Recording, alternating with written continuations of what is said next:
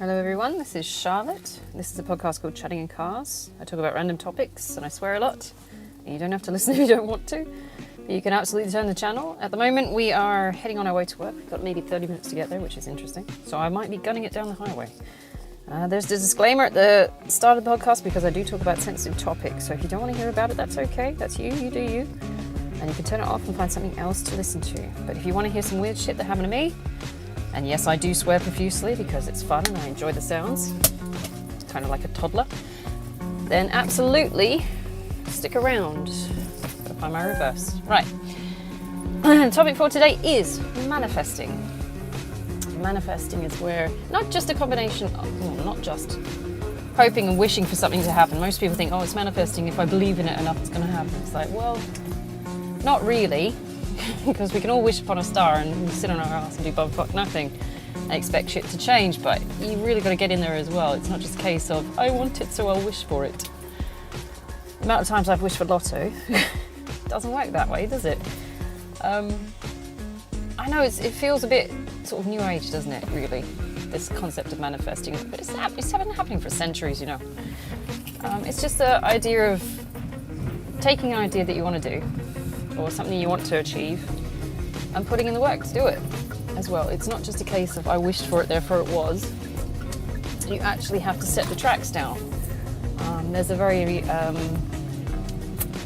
know if it's a metaphor or a story, but it's a case of, the one that sticks in my mind is where they built the tracks before the train was coming because they knew they assumed or hoped that the train would come anyway, you know? I mean, they obviously probably had plans that someone had an idea that the train was coming, but if you want it to happen, you're going to have to lay the groundwork.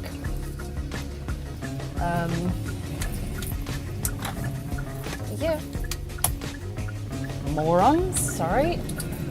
Lorry moving their ass slowly and not doing enough. I deal with a lot of bad drivers in my area. Anyway, so. Manifesting. Now, this is, I'm going to tell you now for a start that the best time you're going to manifest is when you're in dire straits. Because, what is it? Something is the mother of invention. Needs is the mother of invention. What's the phrase? Help me if you can. I'm dying. It's Thursday. Necessity is the mother of invention. If you're going to find yourself in the worst scenario possible, it's the best time to start manifesting. Start panicking. The panic is going to help you. The adrenaline's going to make you start thinking. Unless you're overthinking. And then the panic's just going to take over. But realistically, when you're absolutely down on your ass and you've got nothing, that's the best time to start manifesting. And most people who have gone through a dark night of the soul, which is when your life absolutely collapses, everything you've ever known is like in the wind. And I've done it myself. I've done it myself a few times actually. I've not realised it at the time. But, you know, that's the best time because you can absolutely rebuild from nothing. That's the best time to start manifesting. It's not just a case of wishing for something. You need to sit down and think about what you want. What do you actually want it to look like? Who do you want to be there? How's it going to feel? That's the worst thing is when we get absolutely smothered and suffocated in our current day-to-day bits and pieces. And we don't have time to sit down and actually think what we want. And then we don't get what we want. But then again, you could get distracted by the day-to-day crap, make a wish for I want this, and then it doesn't happen because you're so busy working on every other side project that the idea is there. Your wands are there if you're going in tarot terms, but you know your pentacles aren't there because you didn't lay the groundwork. Your earth element isn't there because you haven't got the foundation for this wand to come to fruition. Anyone who's doing tarot is like, I know what she means. Everyone else is like, what the fuck? Fucking wands and cups and shit. In tarot deck, the wands is the thought, the wish. Actually, it's like the main thread of manifesting. But the pentacles is all the physical 3D stuff that you have to put in to get the job done. Your cups is your feelings, how you feel about the project. So maybe if you've got your wands and cups aligned, you'll really feel passionate about something. What's the other one? I'm trying to think now. Swords. Swords is actually taking action. So you fight forward with that. You got to run at things with some speed, and you know, the best card for getting anything done usually in the tarot deck is the Knight of Swords, because he's the fastest of all the knights in the deck. He's the fastest. He'll get the job done fast, quick. Whether it be good, I don't know, but he'll get it done. But yeah, you got to work on yourself as well. You think about why you actually want to do these things. Why are these important to you? A lot of the time, and I know I'm going into the airy fairy stuff that my ex-boyfriend hated. He hated me talking about this kind of stuff anyway. But fuck him, he's not here. Anyway, so a lot of people will give you a side eye. This is only to be taken with a grain of salt. If you don't believe this, then you don't have to. I'm not going to push this on you. But this is from my perspective, my beliefs. Okay, so you don't just wish for something. You do need to put the groundwork in. So if you're saying I want a house by next year, which is what I'm doing, not only am I planning with my wands, I've got this idea I want with my wands, I'm emotionally attached to it as well with my cups, because I feel I deserve this, man. I've relied on too many other people. I've really, and I've made allowances for people that just didn't want to help. I mean, you ever heard that story, Little Red Hen, where she makes some fucking bread, but she grows the wheat and everything from scratch, and nobody wants to help her, but they want the bread at the end? That's my ex-boyfriend to a T. It's like, I don't want to actually work or help or contribute to anything. I don't want to actually invest in a relationship, but I definitely want that fucking bread. I'm like, you're fuck ass. Anyway, but my ex-husband was similar as well, except he didn't want to actually do anything. And he was happy just sort of plodding along. He's a very grey person. You know, people are black and white. He was a very grey, beige in the middle kind of ploddy person. As long as he's getting something, he's happy. I was very much the engine in our relationship, in our marriage. Anything that needed done, it was me. I was the workaround, he was the grasshopper. Anyway, you all know that Aesop's fable. My ex-boyfriend that came after him tried to pull the same shit. He's like, that's fine, you can do all the work, it's great. I'm going to pretend I have emotional problems that stop me working and studying, and then I'm going to play on her kindness, and then she'll keep paying my bills eventually, because I'll just, gradually drop away uni, and I'll gradually drop away my job, and I can't find work. Is that bullshit, mate? You're qualified. Get up off your ass and get a fucking job. Don't be stupid. I have no sympathy for people that play the victim. It's like, he's very capable, he just doesn't want to. Anyway, that's a whole different story. So I lined up my cups because I was still upset when I got this idea. I was still upset with how I couldn't rely on anyone. So my cups were lined up. My wands were like, right, I know I need this. My pentacles were in line before I even knew it, because I stem from a pentacle card. I'm a Taurus, so I'm money based as it is. Not that I'm materialistic, but I just seem to have fun with money. I seem to be okay with it, and being able to work with it and make projects work. So I was lucky in that regard, or maybe it was fated, I guess. I already had a teacher's job. I already knew the steps I needed to take to get to getting the house. I haven't got it yet, but I know what I'm going to need to do because I've done it before. I've got experience, so I'm already aligned for that. The only thing I needed to do was, get my swords into gear and actually sit down and fucking do it. That was the problem I had trouble with, because when I was with my ex-boyfriend at the time, even though I was really kind of floating in that relationship with regards to my life, because I just wanted to soften my life a bit more. I thought maybe if I went out and did some social stuff as well, I could make some new friends and things like that. All these kinds of trying to relax a bit. But I was really piss-farting around for like 2.5 years, so by the end of it, my swords got into gear, because I was like, I feel behind. I'm going to gear it up a bit and get going, because I'm tired of piss-farting around. So that was the motivator. I was wasting my time sitting around in bars trying to make him happy, so I thought, fuck it, I'm not doing this. I got out of there. Well, I forced to get out of the universe, intervened and evicted both of us, so it's like, okay. But you guys, if you listen to the other podcasts, you'll know that we got evicted from the same apartment and just went our separate ways, because he went off with his friend, which I'm pretty sure he's gay. But anyway, that's a different story. Always bum chums, these people. There's always someone hanging around. Can't stand on their own 2 feet. Anyway, it's very worrying. Anyone else get those men that just constantly need a second near them? It's like he's my vice captain or some shit, but he's like living with you, and it's like a throuple, like an involuntary throuple, because your girlfriend's sitting there looking at her boyfriend going, why is he still here, dude? Go home. I used to be married to one of those. There was always one other guy hanging around. It's like, are you incapable of standing on your own 2 feet on your own? What is going on? It's weird. Constantly need backing up from a mate. It's like, grow up. Stand on your 2 feet. What the fuck? The girls can do it. You can do it. I'm sure you can. But anyway, I digress. Anyway, So I had all my things aligned when I started this project, and I started in January, and I already had the background experience of, poverty cycles, things like that. So I knew the tricks of the trade. I knew what I needed to do, what I needed to cut back on, how I needed to manage my money and funds. So I was thoroughly excited about starting this project, even though some people would probably look at it and go, holy fuck, this is going to be horrible. Just because I like cutting out the luxuries and things in my life just to see what happens. I'm experimental. I do like little projects. I don't know, it's insane looking. Half the things I know I'm doing, I'm looking at myself going, if we weren't doing this project, we would be crazy by now. People would label us as crazy. A lot of OCD sort of based shit where I'm purposely turning everything off and like micromanaging funds, which to some people they'd look at and go, well, that's just not going to do anything. But when you watch it mount up, it actually does, and it's interesting to see how significant the money can mount up, just from small things like one of my stupid. I'm pretending to be a raccoon first thing in the morning. I know it sounds weird, but I go down the recycling bins. I do. I know, it's insane, but I love the idea. I watched some things on YouTube about people who go down dumpster diving, and I'm sitting there going, well, whilst I wouldn't eat food or anything that comes out of the bin, because it doesn't feel sanitary, I still go down the recycling bin, because we got this big, it's like a little bunker downstairs of our apartment block where they put the bins, the recycling bins and the big bins, and I collect cans and things. I was already doing the 10-cent can collection before I even moved out the house, because I would just collect it. Because it was a nice initiative. I liked that it was recycling. I liked that you got some back for it, and it just worked for me.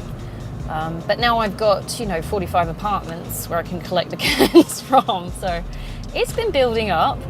I know I look like a complete nutter at 5 o'clock in the morning, because I wake up at 5. I like to get up at 5, get showered, get ready for work, and then I go rifling through bins and shit, because I'm crazy. But I just like the idea. It's the silliness of it as well. I know it looks unreasonable to, normal, semi-normal people.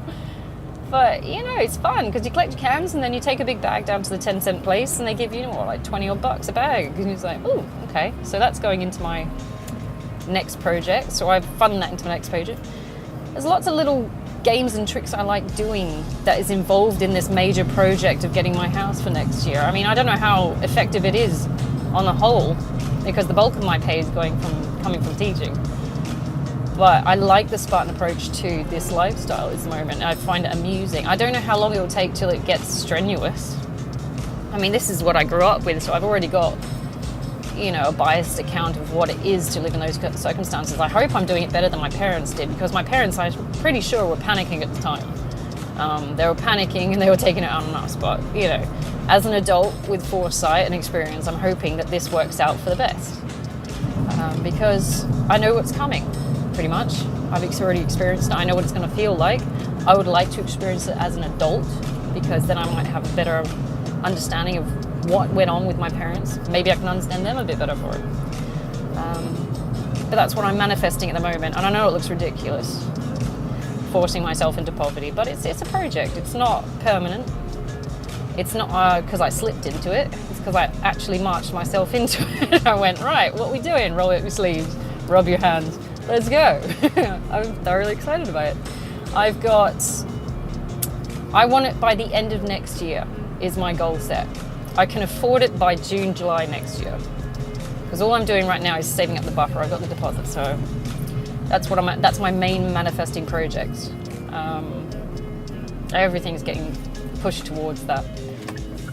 Every little tweak in my day-to-day life is leaning towards how can I contribute to this massive project at the moment. And I'm having fun with things like ETFs, which are electronic transfer funds or something like that, watching stocks and shares go up. I've got a few steady ones which I'm pretty pleased about, which seem to really only be showing growth. So I'm like, okay, this is a good sign. So maybe the universe is helping them manifest this. I've got a few businesses online, so I've got 3 at the moment. I'm looking at opening another 2 before the end of the year. I don't know, I'll have a look, because I've got a big break coming up at the end of the year. And I'm working full time. So it feels like a lot of work, but I'm enjoying the work because that's what I am. If you want to go into astrology science things, I'm a Taurus. I like work. I like it adds value to my life. I mean, the offset is that, the offshoot is that we make money, but, it's not everything. It's more the challenge and the strategy and all the things behind it. I love project management, so that's my gig. Although I will say there are some people, like my ex-boyfriend was a Taurus as well. He was born on the 5th, I was born on the 3rd of May. Polar opposite. Didn't want to drink, didn't want to, oh look, a doggy. Hello baby. Sorry, I saw a doggy. Doesn't want to work. Wants the material stuff, yes. So I would say he's like a Taurus in reverse. And I'm more like a Taurus in the upright. If he's got like the better points of the sign, I've got most of them. Anything like the materialism, the sort of,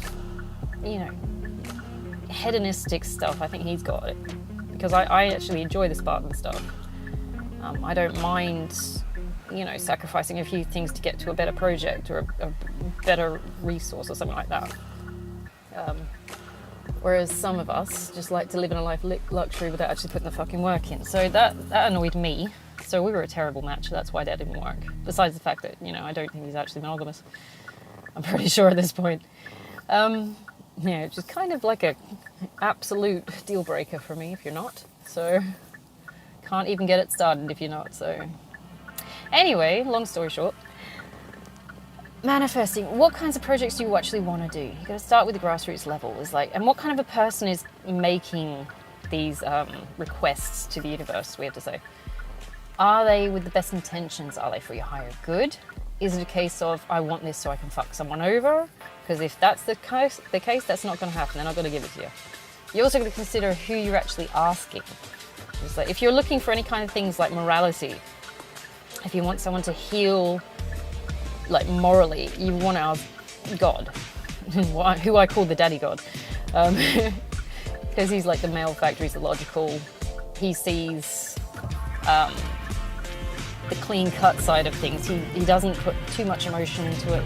He's the all-father as far as I'm concerned, but he doesn't see, like most people ask for something, they say, I'm going to ask God for it. If they are of that, vein. I'm going to ask God for it. It's like, God, I'm only going to do so much. If you need something like money or something like that, you're asking the wrong one. Universal Mother actually controls the bank bank account. So I don't know why you're asking him for it. It's like, he's just going to keep redirecting you to her. It's like, she's got the purse, dude. She's abundant. If you want to go by this belief set. And again, I re-emphasize, this is just my belief sets. You've got two figures in divinity as far as I'm concerned. You've got the male and the female. The male is logical, moral, high moral, very moral. But his morals come from like the logic side of things because he can see the consequences of what will happen if you don't follow those rules. Whereas the mother is more like all loving. She just wants everyone to get along. She's soft. And so she will encourage people to love people even when they're pieces of shit. So, she just wants everyone to get along. Whereas the daddy goes like, no, he's an asshole, get away from him. He's like, he's done something wrong, why are you allowing this to happen? It's a very strange dynamic, but it works because you need both sides of the coin, don't you? But if you want anything that's nurturing or abundant or anything that's, anything to do with, I need help with something, I need financial help with something, as long as it doesn't conflict with the morality that the daddy god's got, the mum universe will help you, right? They work together, obviously, because they're part of the same thread, but in themselves they're fucking twin flames, right? And now you just heard that keyword and you're gonna go, oh fuck, she is crazy. And I'm gonna go, well, there's a theory to it. I'm a divinist. I've been looking at everyone. I've been looking at everything. If I was a scientist, I'd be a theologist. But I'm looking at everything and I'm seeing common threads and I'm sitting there going, well, this exists in most belief systems, this kind of dynamic. So I'm like, okay, let's see where it goes. But you got to be careful. I mean, you look at the Greco-Roman gods, all the females were something to do with abundance. There was some kind of defense with women, like you had Artemis. Was she really smart? But she was also like a war god.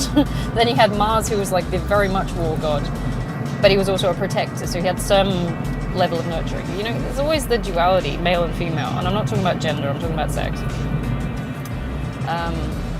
But yeah, that's where my belief system stemmed from, I think. Because I was raised a Jehovah's Witness by my mum. My dad's a devout atheist, so it was complete conflict. So when it came to me actually forming my own beliefs, I had to do it on my own. My mum would look at my tarot cards now and say, demon! And I look at them and I look at the Bible and I go, it's the same shit! Don't get upset with it's a book. This is just a book.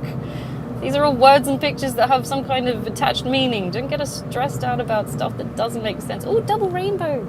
Oh, pretty.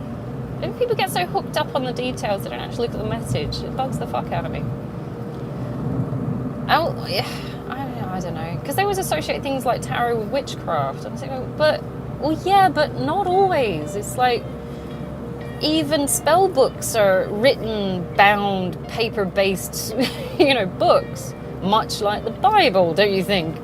It doesn't make sense that you should say that one's good and one's bad. It's the book. It's what the person does with it that counts. It doesn't make sense to exclude something or to ostracize someone because they choose to follow or use tools of a different belief system. I don't do that kicking people out because they're not using the same tools as me. I'm going, whatever you need to understand what you need to do, as long as it's not hurting anyone, I'm cool with that. Whether it's using the Torah or the Bible or Buddhist scrolls, whatever you need, as long as it's not hurting anyone, it's fine. Just let it go. Because my sister's still a Jehovah's Witness. She was, when I had her over her December holidays, she was sitting in her bedroom doing her Bible study and stuff like that, because they do that quite regularly. And I'm like, okay, cool, whatever you need. And I was sitting there doing my card readings in the next room, and she didn't say shit. And I'm like, yeah, this is the way it's fucking supposed to be. It's like, we all have our different beliefs. We all follow our own ways of doing things. This is how we all make sense of our reality. We shouldn't have some arsehole turning around and saying, whatever you use is evil. It's like, it's a fucking piece of card, dude. It's not, it's not a problem. You are overdoing this. But my mum was that way inclined. She also is a bit weird about homosexuals, but that's her, I think. I don't think that's... Yeah, I can't tell her that I'm bisexual. I don't know how to... And it doesn't matter if I do or don't.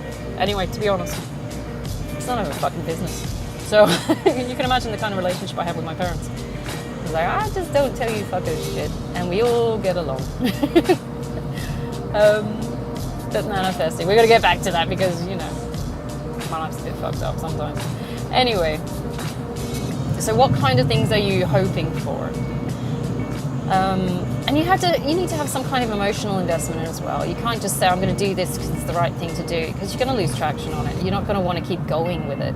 If you've got no kind of emotional investment in it, it's just going to become another thing on your list of things to do, isn't it? And you'll get nothing out of it.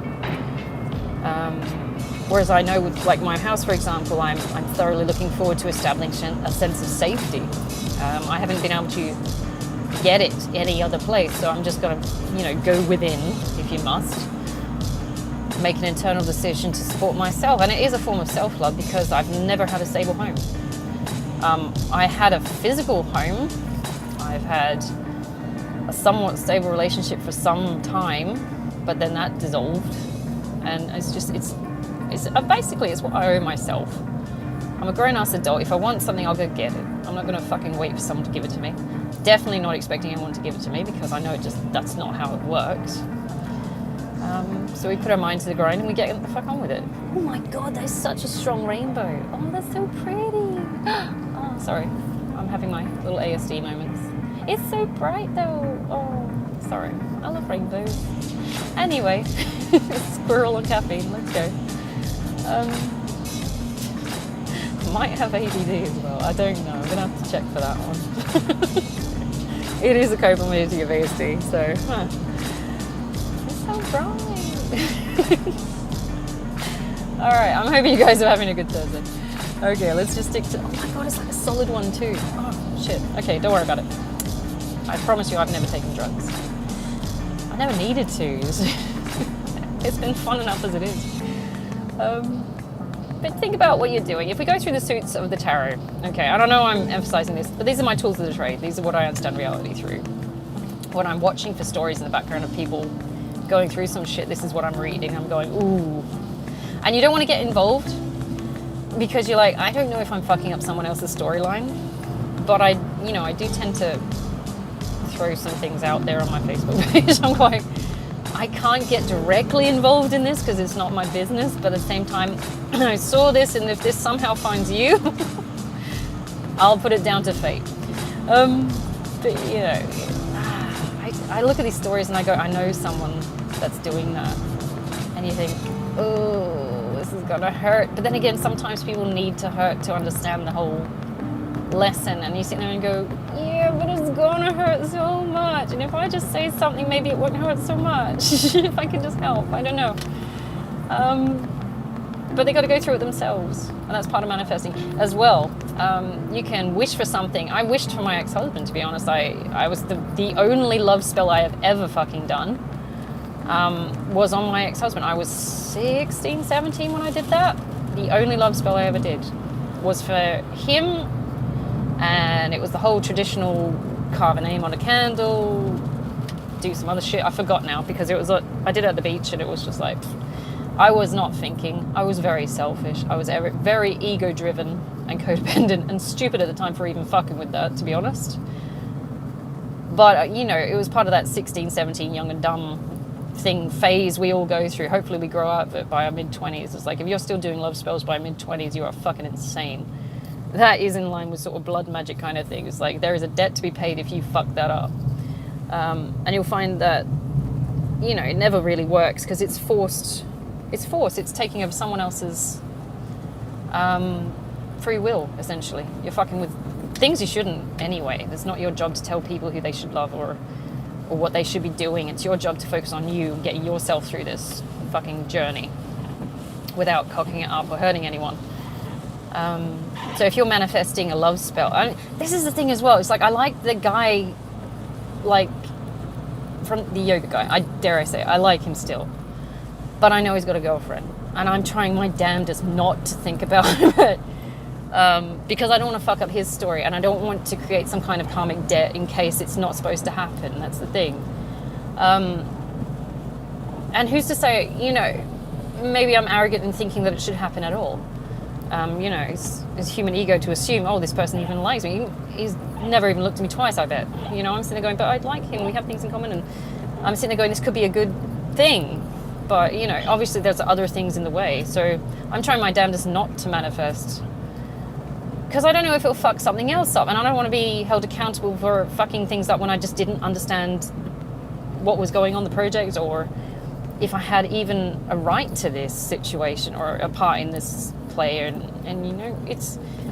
there is some element to manifesting where you do need to take accountability for what you wished for. With my ex-husband, I definitely fucking paid for that. I manifested an arrangement, a relationship at 16, 17. I used spell work stupidly. If you do believe in spell work, you don't have to, obviously. It's not for everyone. And I sat with him for a second half. So I was with him 16 years. I manifested him for 16 years. I was with him for 16 years. So that was my penance. And the whole time it was not a great relationship. He wasn't the one, I don't think. We had parts in it where we were good friends-wise, so maybe we would have been better as friends at the time. But in terms of, thinking about husbands and lovers and things like that, he was good at sex, but I don't think, honestly, he was there. I think I did something very wrong there by trying to manipulate the situation to make him stay. And honestly, I don't think he was ready for any kind of marriage. I think he went along with it because, 10 years together, might as well do something, right? Or, he just didn't want to upset me and say no, sort of thing. Keeping the peace. He's as bad as I am, I guess. But in the end, we went our separate ways, and shit got cleared up. The penance was paid, obviously. I wouldn't try and do that again, honestly. I think it's possibly the worst thing you can do because, again, it takes away someone's free will. So when you're considering manifesting, your end goal or what you actually want out of life has to only do something with you. Don't try and involve other people in it, like try and manifest stealing someone else's husband. Just that's fucked up for a start, even if you did it without manifesting. It's like, dude, Like, he has to go of his own free will. If it is something like that, you don't try and snare someone else's guy. It's fucked up. It's cruel as well, because you don't know if it's a good situation or not. You won't know what's going on the inside because everybody puts on a fucking mask in social situations, so you never know who these people really are, and they could turn out to be real bastards. For example, my ex-boyfriend, I pined for that asshole. I really did. And then I actually dated him. And then you go, fucking hell, what was I thinking? Because this person who I had actually met at the start when I was in my early 20s, and I had this candle for, you know, God knows how many years. When I actually dated, he turned out to be a real piece of shit. And you go, what the fuck did I see in this guy for this long that I would, you know, put my hooks into him and want to keep thinking about him and stuff like that? Because, you know, the reality of the situation was he was not what I made himself out to be in my head. I had, and, you know, so that was stupid. Another regret, I think. If you ever do feel regret, really, or is it just a lesson learnt, really? So I know I never go back to that shit because I've actually met him. You know, you get those people, you get this idea of what they are in your head, and then you actually meet them, you go, ugh. You go, actually, I changed my mind. But yeah, so that was eye-openingly stupid. And, you know, parts of that relationship I tried to form with this guy were actually, you know, cruel and abusive. So it's just, you know, it's a case of, was it worth even starting? I mean, I had to do it, obviously, to understand what the situation was, and that candle got well and truly fucking snubbed out. But, you know, you be careful with what you wish for. And that's such a strong saying as well. You do have to be careful with what you wish for, because you don't know the whole story of what you're wishing for. It could be someone really nice, it could work out. It could be someone really horrible, and you're stuck with this asshole for the rest of your life because you wished for it, even though you didn't know any better at the time, but you were hoping for the best. Until you get the whole story, you won't never know. And maybe there is an element of luck involved. But at the same time, try and make an educated guess for what you're manifesting, dude. It's like, if you could see so many red flags, like at 20, early 20, I didn't see any red flags because I was young and dumb and I just wanted to have fun.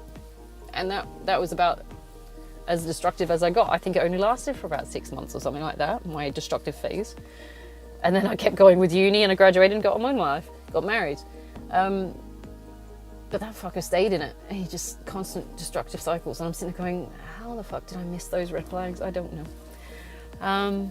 But yeah, you got to be careful what you wish for. It's a combination of those 4 elements. So I'm going to leave you on that note because I've got to go into work. So, if you are trying to manifest, make sure your intentions are noble, that they're not going to adversely harm someone or, you know, get involved with things that they're just not supposed to get involved with, like love and death. Never do blood magic. Oh my God, never. Not unless you're willing to pay for it with parts of you. And yes, it is a very real thing as far as I'm concerned. Kitchen magic's ridiculous. It's fucking amateur. But anyway, yeah, it bugs me. I'm sitting there going, why don't you just... Anyway, no, you got those like 20-year-old hipster fuckers who do like, oh, I'm doing kitchen magic. Got some rosemary and some oil, I'm gonna rub it on my belly button. And you know, it's like, shut up and fucking sit down. Anyway, it's ridiculous. What are you doing? Oh my God, the amount of tarot reads I've read where there's guys that have jizzed in a jar. I'm sitting there, what the fuck? Or they're putting like, girls are putting like period blood in food and stuff like that. I'm going, this is mental. This is not magic. This is just plain mental. It's disgusting as well. I'm sitting there going, don't play with that, okay? No. I know we're supposed to be all cool with it and stuff because we're all like leveling out the sexes and stuff like that, but you don't finger paint with it, mate. Come on. Ew. But yeah, this kitchen magic bugs the fuck out of me. It's stuff they've found on Google, probably a Wikipedia page, or something stupid. And they haven't done any kind of research into the background, the lore. They've just gone, oh, this person said this on this site, so I'm going to do it. And you don't know the ripple effect of what you're doing and what you're manifesting, what you're putting out into the universe. You don't know the payment for it. And everything has a payment. Every energy and transaction has a payment. My payment at the moment with my house is me reducing myself to Sparta conditions. I'm going without a lot. And I don't mind doing it because I know the payoff product is worth it. At the end, it's a home. And maybe if I play my cards right, it's a home big enough for more than myself. That's my main goal. It's like I could very easily afford my own apartment right now for just me.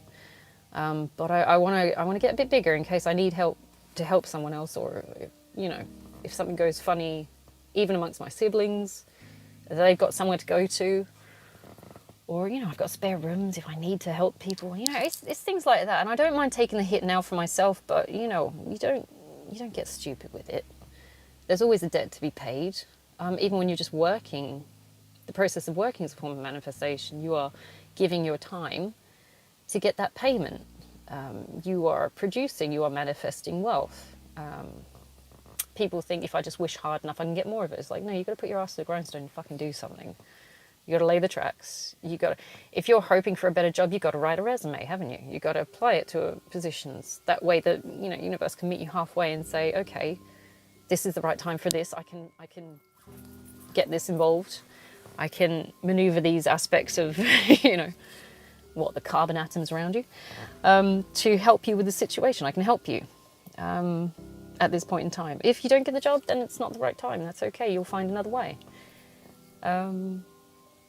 People get so pissed off because they don't get what they want. But maybe, do you ever think that maybe you're not supposed to get what you want right now because you've got something else to do, or someone else needs it more, or you've got to work on something, or it's always in flow. People think, I applied for this, I should get it. It's that sense of entitlement. Now, if it's the sense of entitlement, then that's your ego speaking. You don't deserve fucking anything. You are on this earth because they allow you to be. You know, that's respect to the divine. Don't take the piss. Because as soon as people get arrogant with things like money and stuff like that, you'll watch them drop. If you are being materialistic and the only thing you are chasing is money, and it's for a selfish cause to show off your mates or to be perceived to be better than everyone else, she'll strip you of it. She'll take you right down to the bone. If you're misusing it, if you're wasting it on things like drugs or alcohol or smoking or things that are going to hurt you and kill you and, you know, all these kind of things, she'll just take it out of your hands. Because ultimately she is the mother. She's going to say, this is harming my child. You don't know what you're doing with it. I mean, would you hand a kid a box of matches? A little 3-year-old kid a box of matches and hope that it doesn't fuck itself up, you know?